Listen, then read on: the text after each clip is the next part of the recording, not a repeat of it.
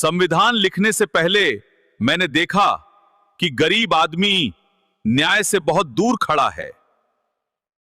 पैसा न हो तो गरीब के लिए इंसाफ का दरवाजा भी बंद दिखता है।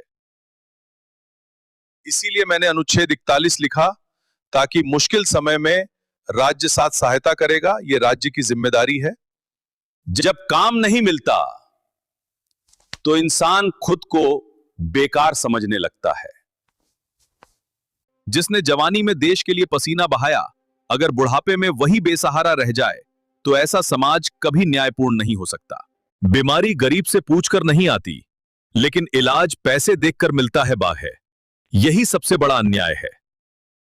यह अनुच्छेद कहता है, राज्य की जिम्मेदारी है कि वो काम, शिक्षा और जरूरत पड़ने पर सहायता दे। जहां काम देना संभव हो वहां काम दो।